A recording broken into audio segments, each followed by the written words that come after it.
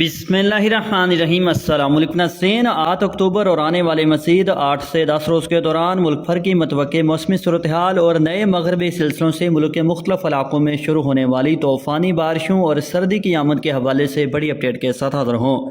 موسم کی ہر اپڈیٹ سے باخبر رہنے کے لیے چینل کو سبسکرائب اور ویڈیو کو لائک ضرور کر دیں، بہت شکریہ۔ محکمہ موسمیات کی تازہ ترین اپڈیٹ کے مطابق آج رات سے ہفتہ 7 اکتوبر اور آنے والے مزید 5 سے 6 روز کے دوران بھی ملک کے زیادہ تر علاقوں میں موسم خشک رہے گا۔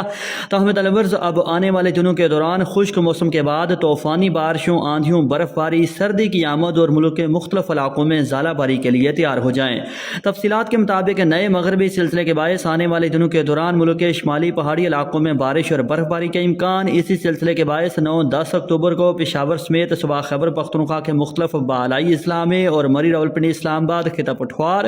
اٹک، جہلم، چکوال، ناروال، سیالکوٹ، گجرانوالہ، گجرات سمیت شمالی پنجاب کے مختلف اضلاع میں گرج چمک، تیز ہواؤں اور آندھی کے ساتھ طوفانی بارش، برف باری اور اولے پڑنے کا امکان ہے۔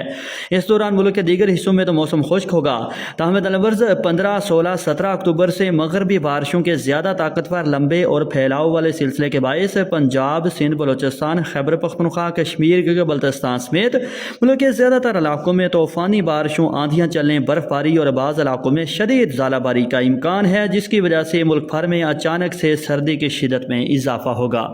سیالکوٹ، گجرانوالہ، گجرات سمیت شمالی پنجاب کے مختلف اضلاع میں گرج چمک، تیز ہواؤں اور آندھی کے ساتھ طوفانی بارش، برف باری اور اولے پڑنے کا امکان ہے۔